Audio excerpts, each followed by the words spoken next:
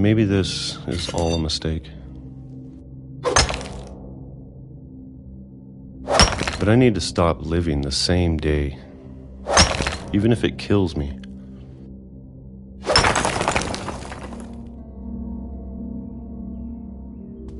Whatever's out there, I want you to know I'm ready for it. I'm going to appreciate all of it, especially the food.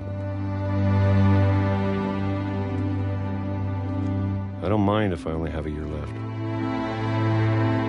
or a month, or a single week.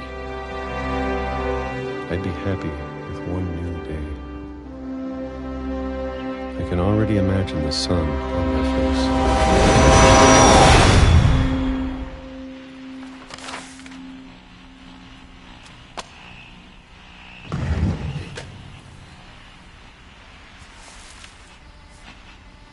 Walter died when I was 6. I can't believe my mom never told me he was down here.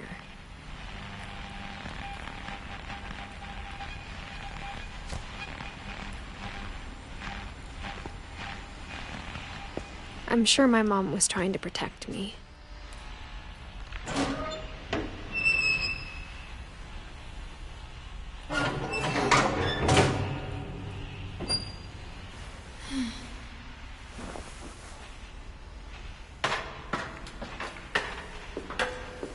Maybe she was afraid I'd end up like Walter. But if she never told me about an uncle under the house, I can only imagine what else she was hiding. I don't want to make the same mistakes she made, trying to bury something that's still alive.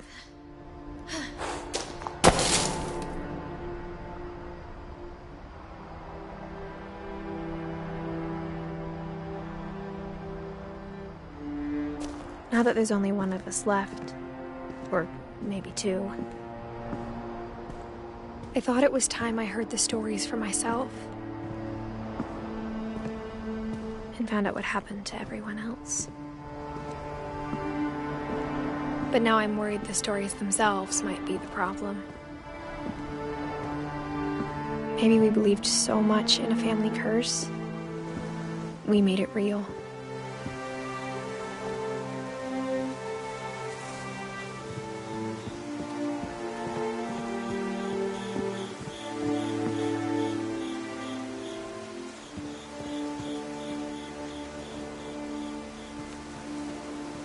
I don't know if I should even be writing this.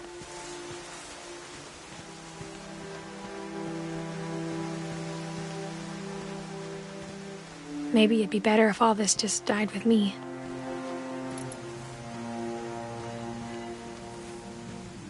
But I thought you should know about your family.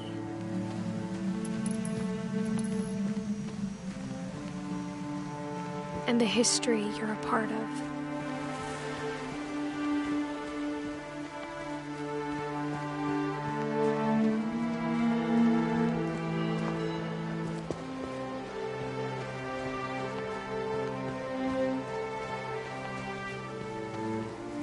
Though to be honest, I feel as lost as you probably do right now.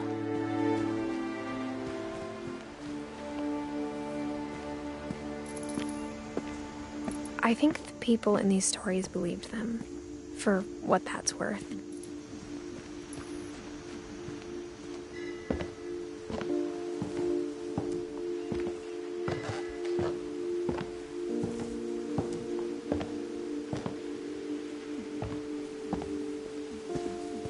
And when you look at the house, that history of imagination and stubbornness and madness, any of it seems possible.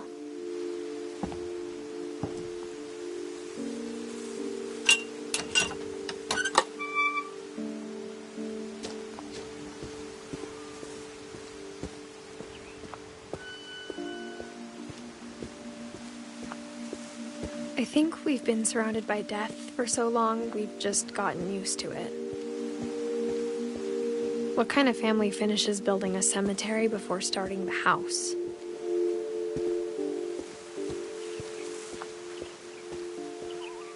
It's embarrassing for me to admit this, but the pet cemetery made me more uncomfortable than the human one.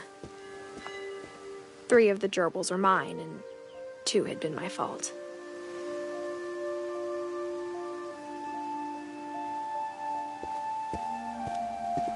Sven built the house, but it was Edie who designed the cemetery.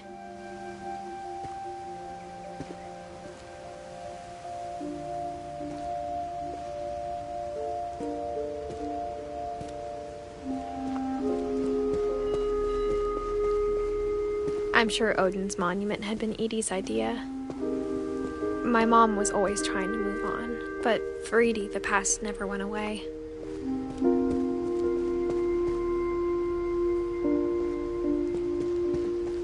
She could see it poking out of the water at low tide.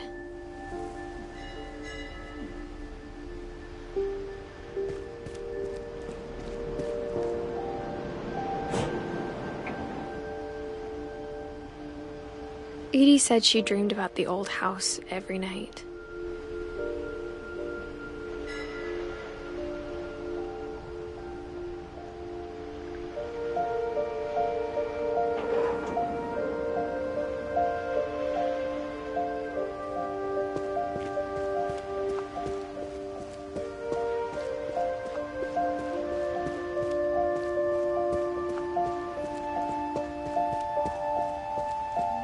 Edie's cider stand.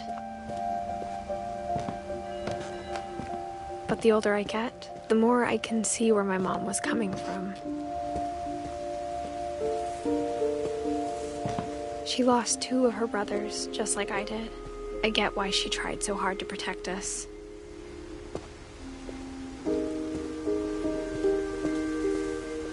There's so many things I wish I could ask my mom now. Part of me thinks this is what she wanted all along. For me to come back someday and find everything out for myself.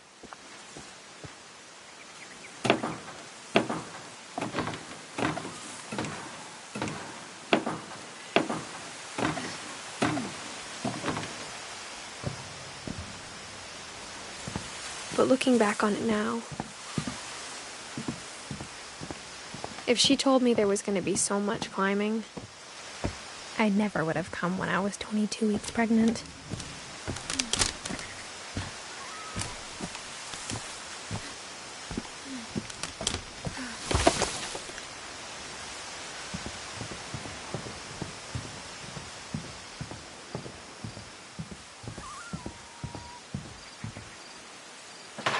I never met Grandpa Sam, but I think he and my mom had a lot in common.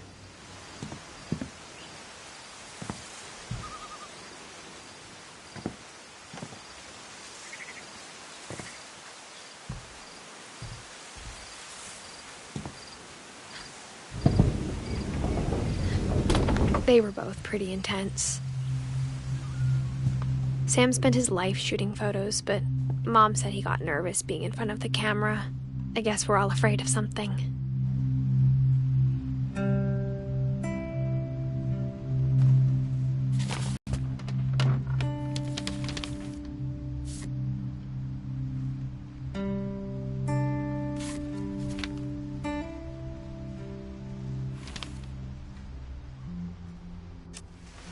Dawn, I promise, you'll never forget this weekend.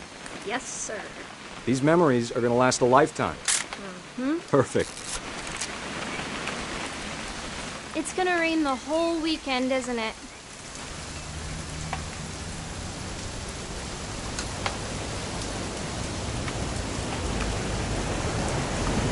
Please just take the damn picture. Hey, language. I will never forget this weekend, Dad. That's the spirit. Okay, got it. I'm gonna take some pictures, okay? Just be careful. That camera's older than you are.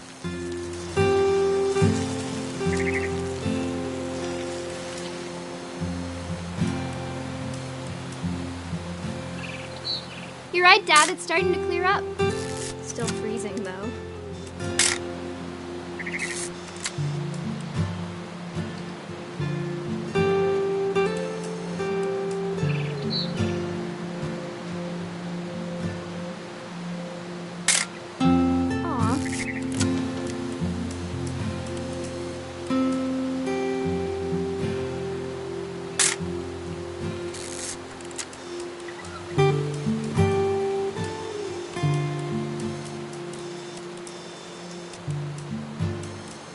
definitely should not have drunk all that coffee.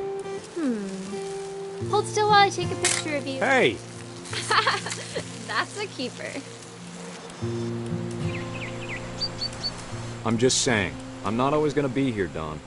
You'll need to remember this stuff, if you want to survive. I'll be fine, Dad. You know who else thought he was gonna be fine? Some guy who died. Dawn, I'm being serious. I know, Dad. You're always serious. Doesn't being out here make you want to chill out? Well, to tell you the truth, I haven't been out here in 20 years. Dad! Good eyes, Dawn.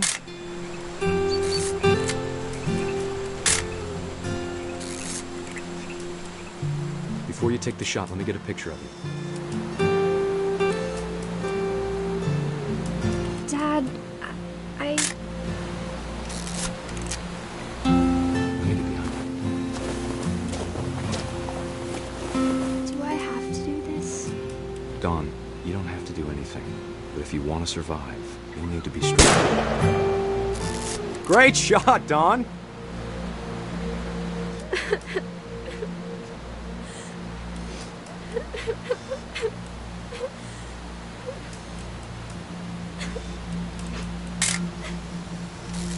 I'm proud of you, Dawn. Always remember that, okay?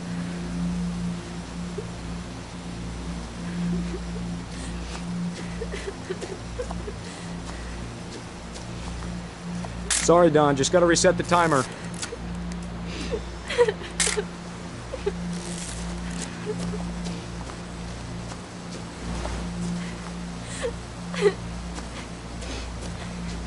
Dad, it's twitching. I think That's it's totally so- normal, Dawn. Just focus on the camera. Try not to think about— Dad!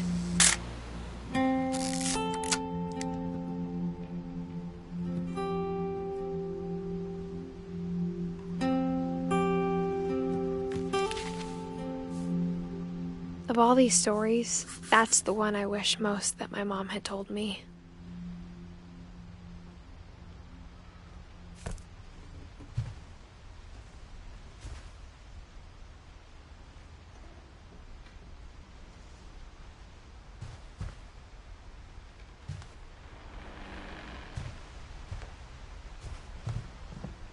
Instead of hiding from death, Sam seemed to go out of his way to meet it.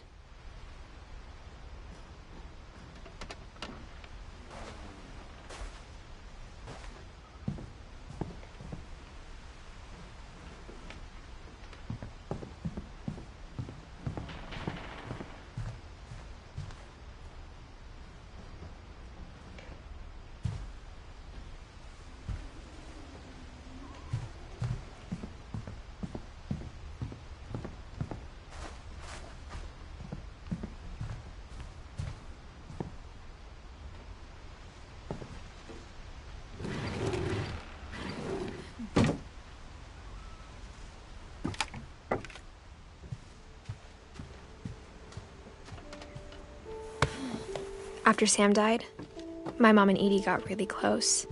They'd both lost a lot.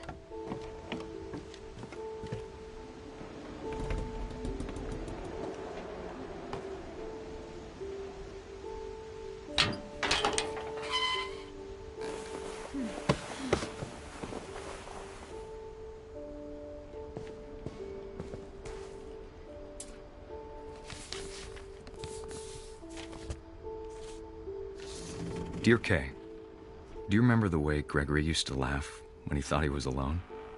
Like something funny was happening, but only he could see it.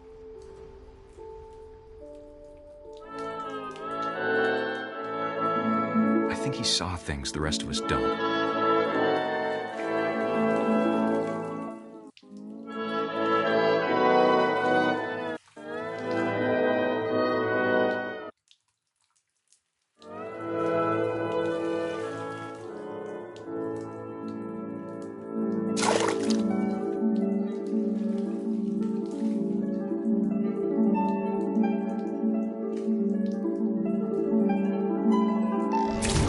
Over, Gregory. It's time to... Hold on, sweetie. Hello? Sam, I told you I don't want to talk right now. saw. What his world was like.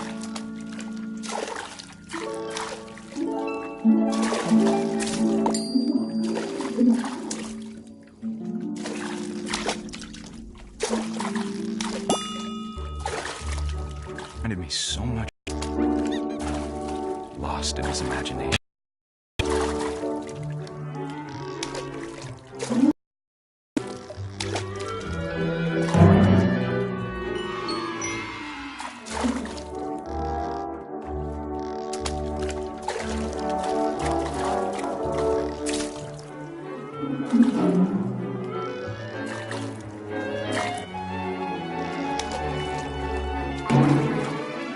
I know how silly it sounds.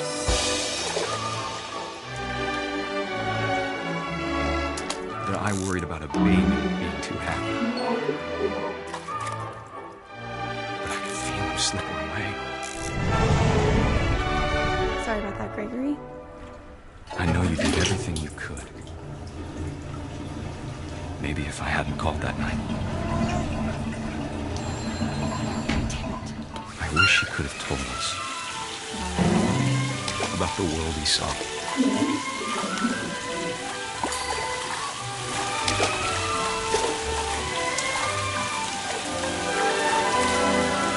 There's so much I don't understand about Gregory. About everything.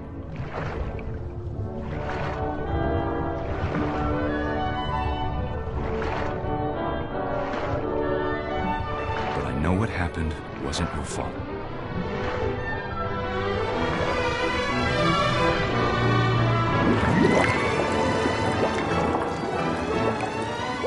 I'm sure he's happy. And he'd want you to be happy too. Good luck, Kay. Love, Sam.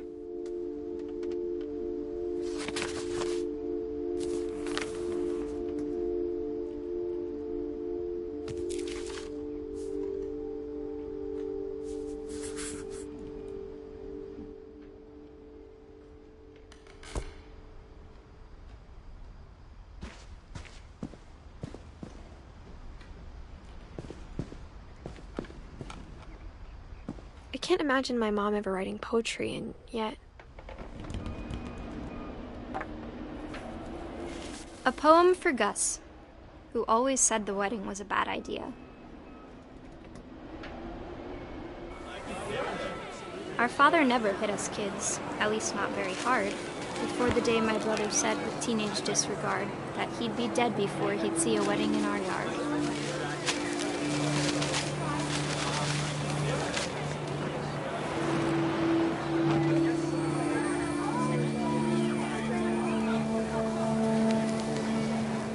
My father made him come, of course, but Gus stood far apart, just flew his kite and bottled up the storm inside his heart.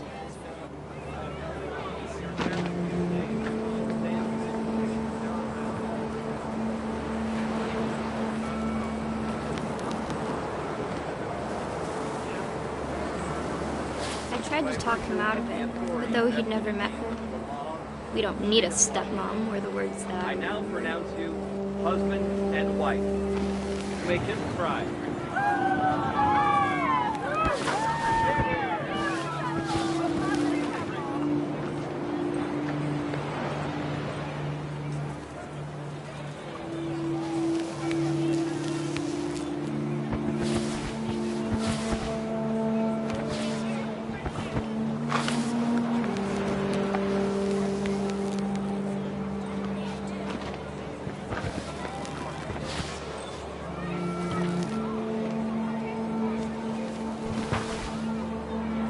When the time for photos came, Dad ordered him to come here. But Gus declined, and as a sign held up his middle finger.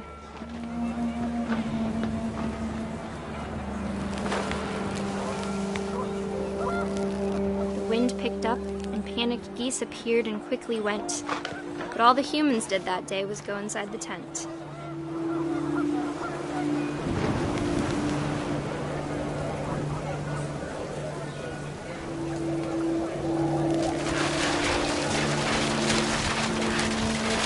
Rain came down in buckets then, but no one seemed afraid that nature might destroy the tent our dad had crudely made.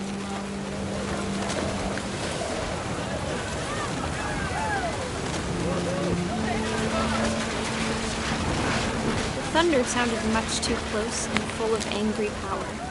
But all my father said to this was, "Make the music louder."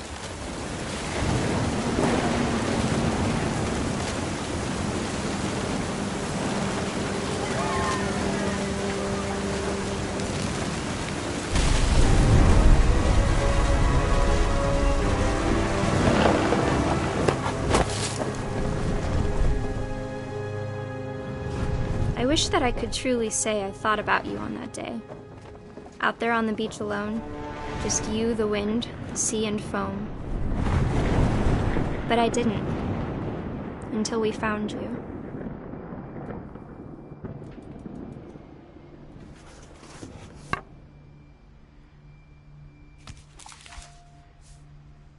She never talked about him, but Mom told me once if I was a boy, they were going to name me Gus.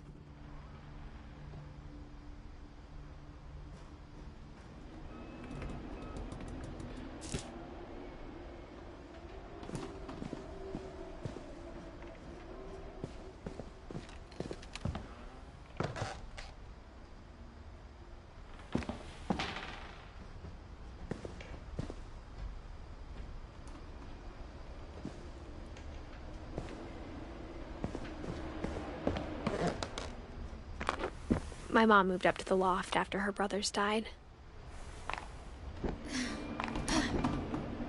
At the time, it was as far away as she could get.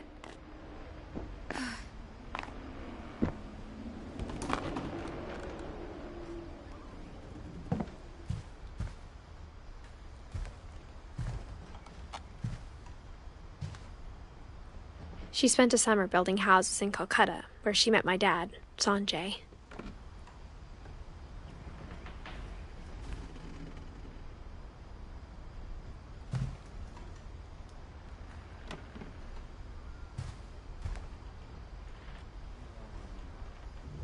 My mom moved to India a week after graduation and got a job teaching English. Louis was born a year later.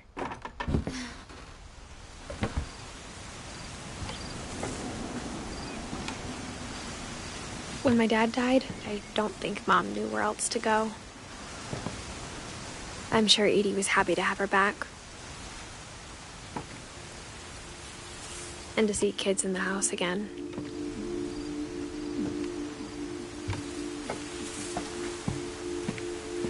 The house had to get a little bigger, but Edie was used to that. And for a while, things were good. Almost normal.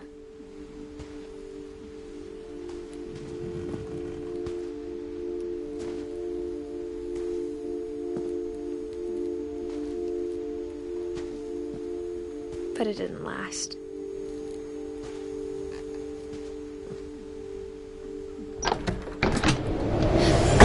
The beginning of the end was Milton's 10th birthday, when Edie gave him a castle.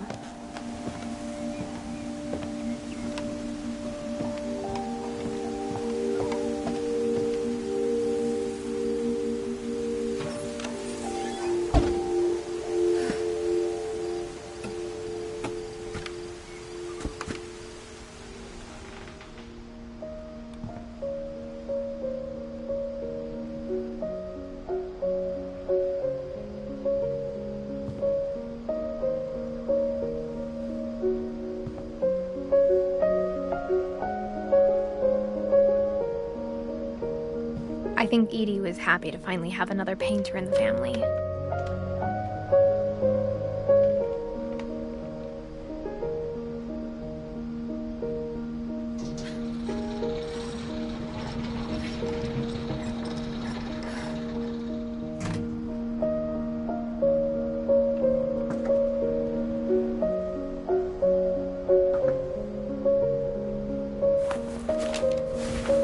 Milton Finch in The Magic Paintbrush.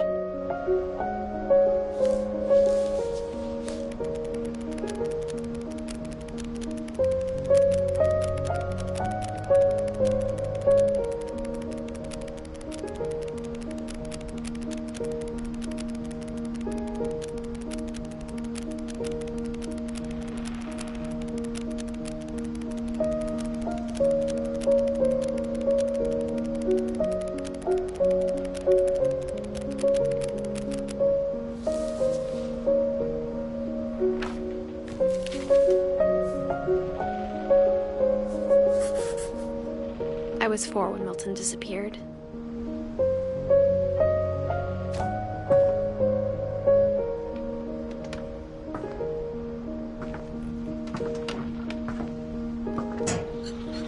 Mom spent months searching for my brother. Then she sealed the doors.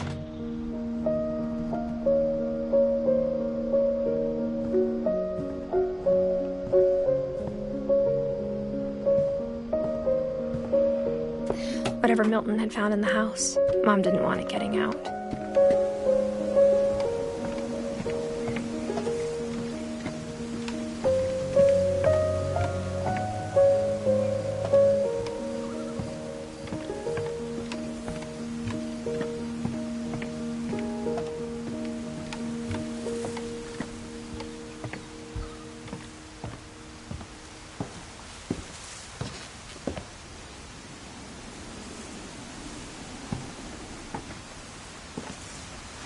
Mom definitely blamed Edie, but I think Louis blamed himself.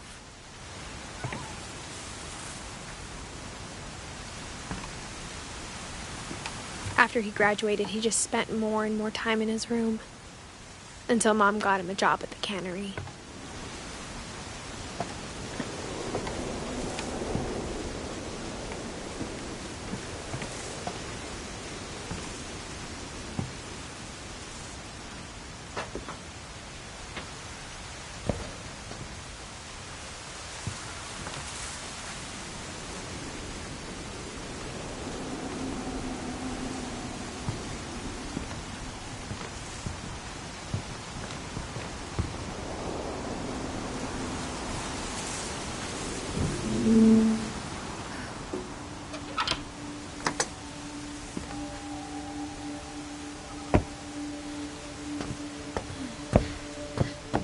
Louis's room smelled very, very familiar. That part of him lived on.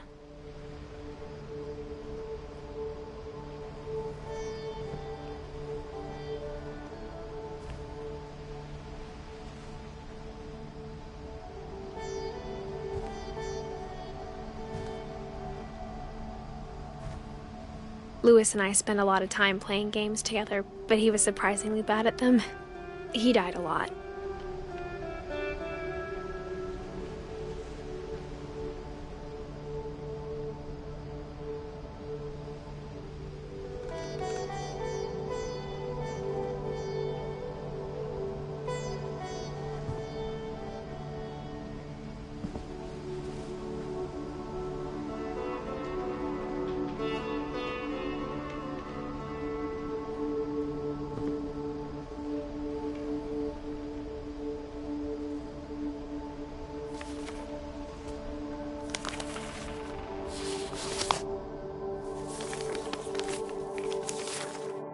Dear Mrs. Finch, as Louis's psychiatrist, I can understand your desire for an explanation. As I see it, the trouble began in January, shortly after we convinced your son to seek treatment for substance abuse. Newly sober, I believe Louis first noticed the monotony of his daily life.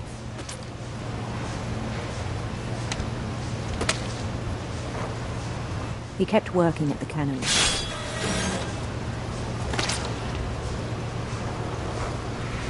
But he withdrew part of himself.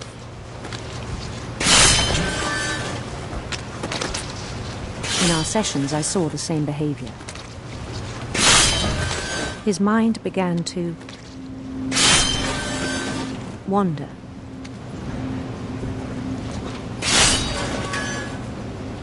I asked him to describe it. He said he started small, imagining a labyrinth. He'd feel his way about.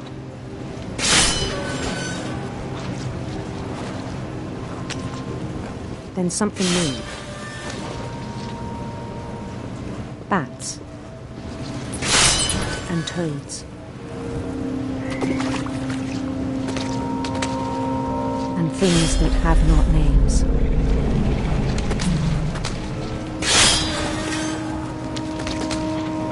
He knew it was all in his head.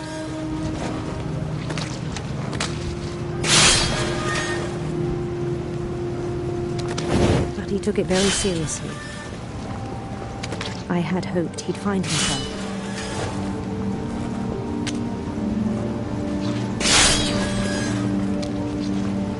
But he found something more. I worried about him then, daydreaming at the cannery. I spoke with his boss, but he said Lewis had become a model employee. Methodical, tireless, focused. Like a whole new Lewis.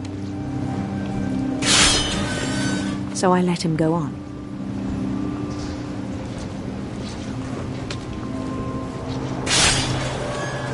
I even encouraged him.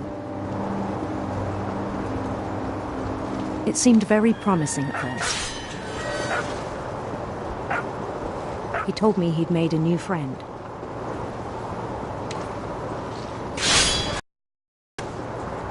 On the edge of a city he named Lewis Topia. He built the city up slowly, brick by brick. Then he made musicians.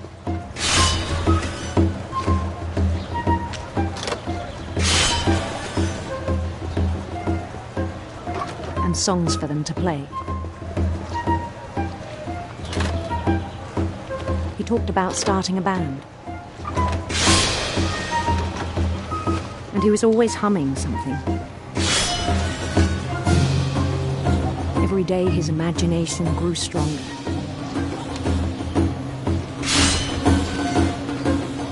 He no longer spoke at the cannery. But his chopping was as reliable as ever. Then one day it struck him.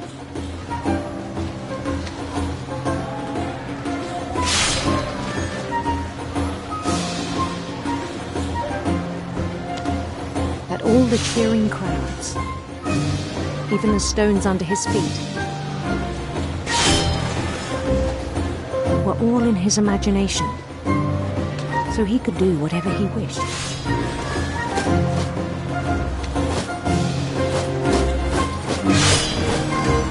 He held an election for mayor.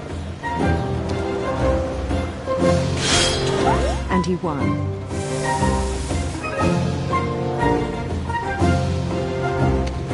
They begged him to stay, but his mind was already wandering.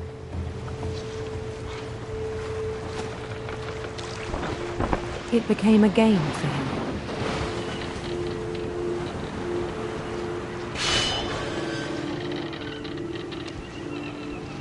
He'd conquer a city, then immediately push on. New Louisville.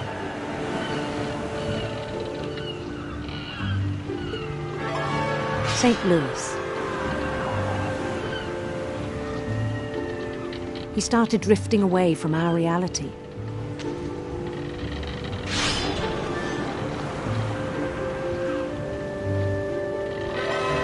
Minneapolis, until one day he forgot to go home from the cannery. Even as his mother pleaded with him, part of Lewis kept sailing on.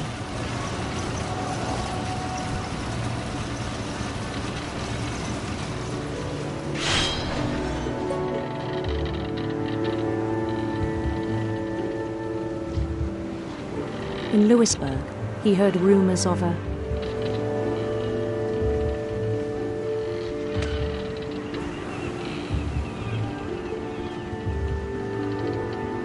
handsome queen.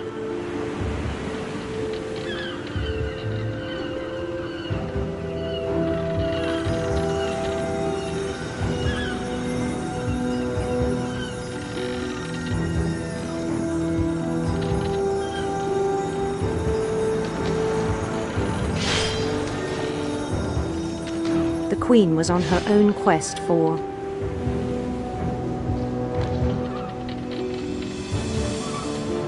radiant rainbows.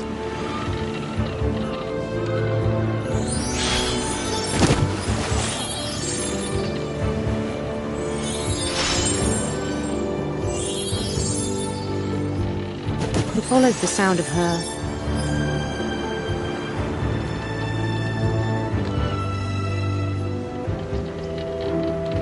silver harp.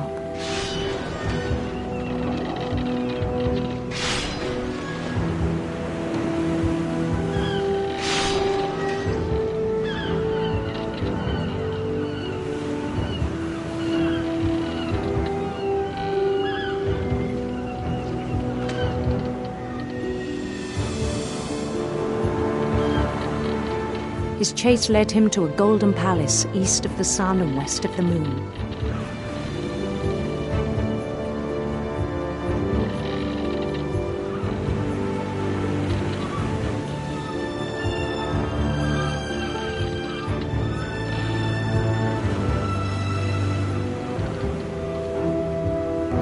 Even then, his logic remained sound.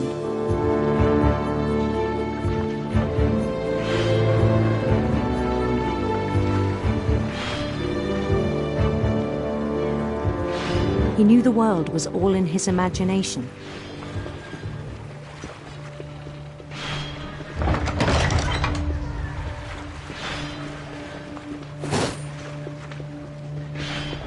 But he was so proud of having created it.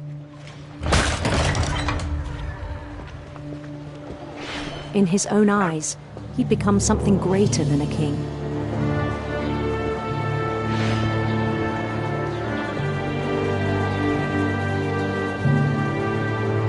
For someone who'd never known success in the real world, I think it was overwhelming. And then it struck him that the real Lewis was not the one chopping salmon, but the one climbing the steps of a golden palace.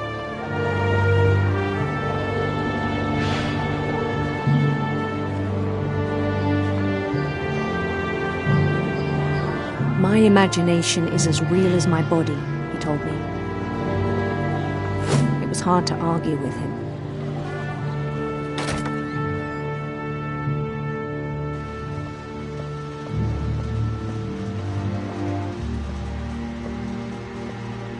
He began to forget the world we know.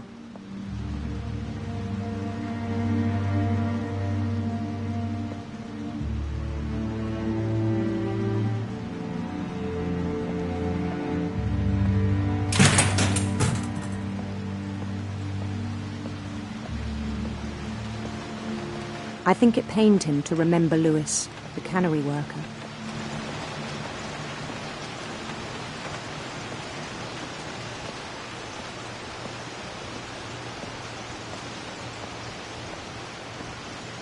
He began to despise the man with a royal contempt.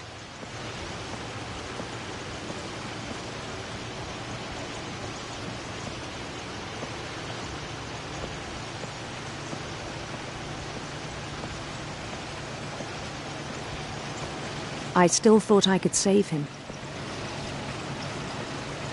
Even after he said he was being crowned king over all the lands of wonder.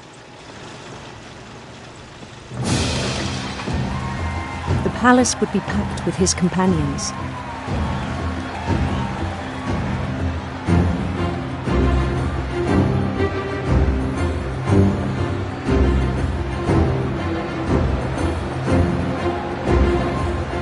Including the wise Calico who'd insisted on inviting him.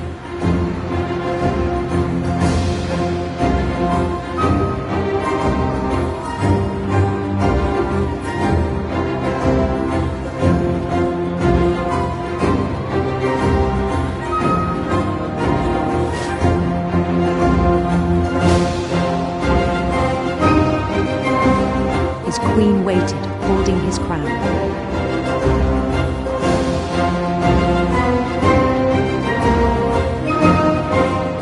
There was only one thing left to do.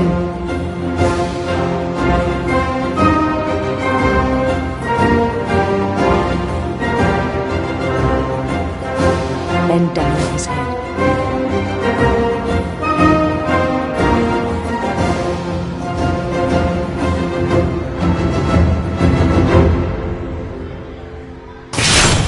And the rest I think you know. Mrs. Finch, your son was a kind man who will be missed by all of us who knew him.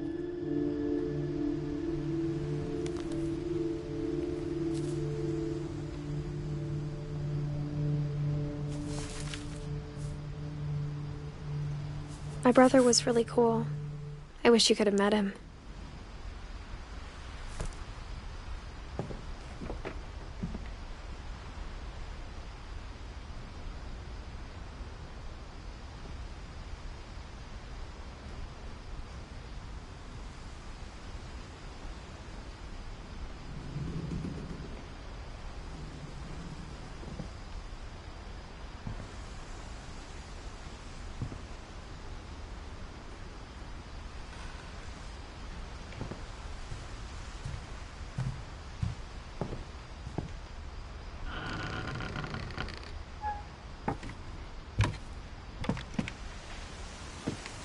On the way back from Lewis's funeral, my mom told me to start packing. She waited until the day before we left to tell Edie. I'm not sure if she wanted to make it easier or harder.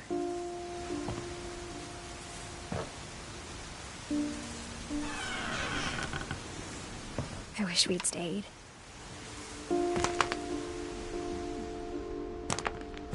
But I understand why we left.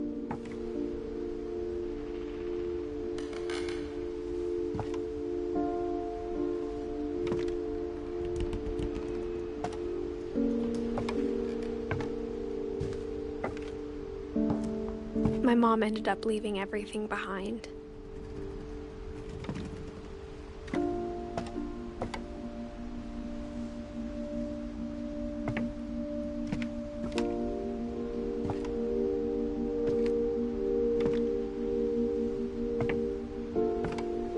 What happened that night had been coming for a long time. Maybe it should have come sooner.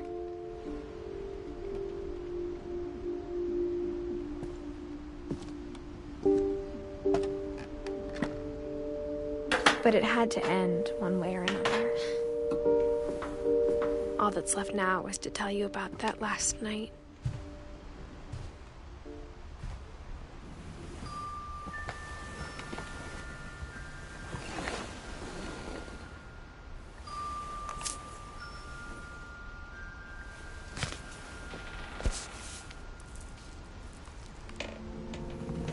That whole last day, Edie just watched us pack and didn't say a word. Until supper, when she raised her glass and said, "To our final night together, and all our final nights apart." Grandma, you know what I said about alcohol. Some of your medications are very Edith, specific. I left a present for you in the hallway. Why don't you go open it? The grown-ups have to argue now. I'm sorry, you're right. We're all leaving tomorrow. Let's just enjoy our last... I'm not leaving. Edith, you're excused.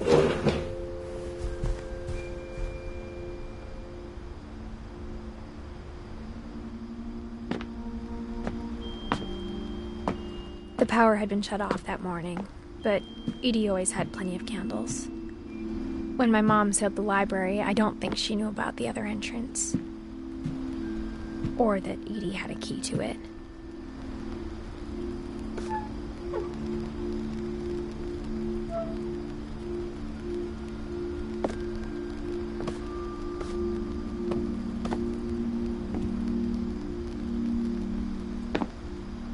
That thing you're afraid of isn't going to end when you leave the house. Edith has a right to know these stories. My children are dead because of your stories. I think it's best if Edith and I leave tonight.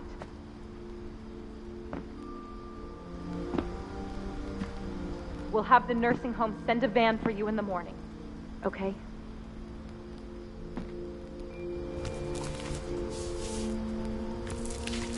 Dear Edith, there's so many stories I wish I could tell you, but there's only time for one. This is about what happened on the night you were born. That night, the tide went way, way out.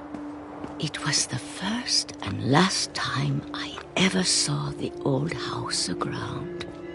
There'd been an earthquake out in the middle of the ocean. They called it the lowest tide in 1,000 years. God, it smelled awful. You know, I've seen that house every day of my life.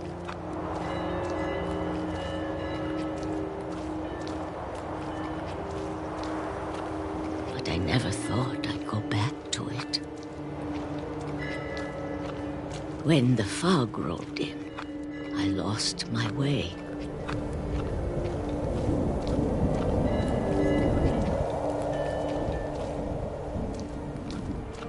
I got turned around.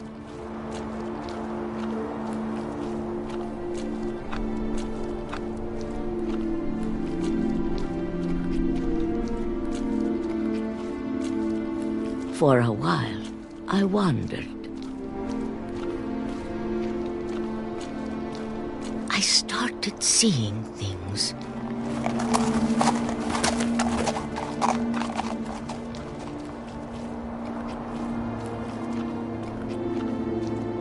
Things I'd forgotten had ever existed.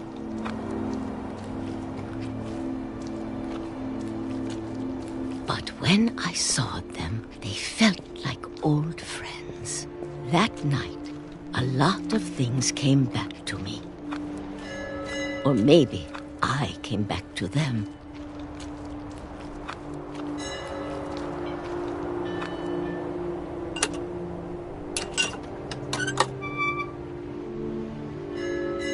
Things I can't explain, but that I need you to try and... Edith, what are you doing in here?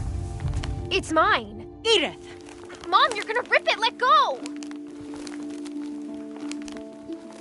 I kicked and screamed, but Mom dragged me to the car. I never saw Great-Grandma Edie again.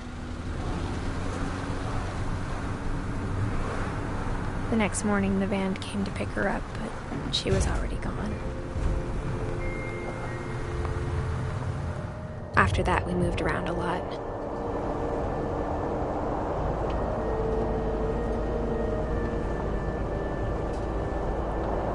We both tried to make the best of it.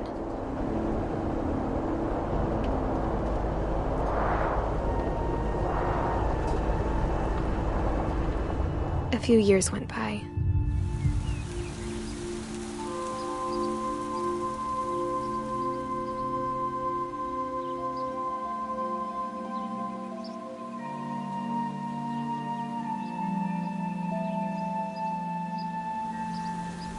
My mom didn't like to talk about it, but she started getting sick a lot. The rest happened pretty quickly.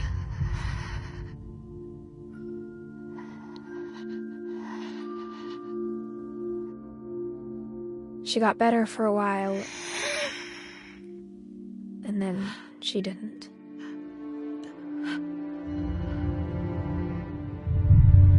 And then I was alone.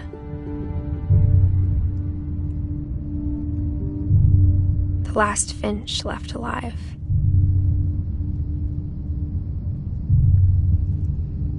Until I found out about you.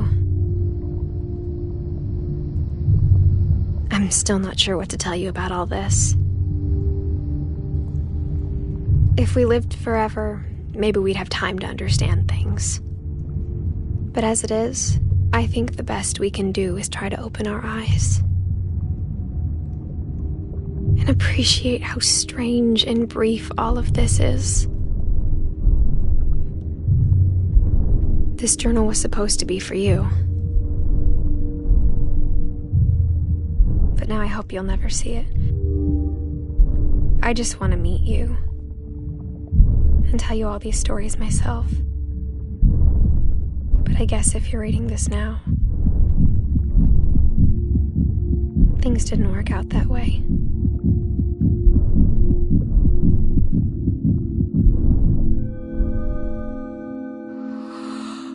This is where your story begins. I'm sorry I won't be there to see it. It's a lot to ask, but I don't want you to be sad that I'm gone. I want you to be amazed that any of us ever had a chance to be here at all.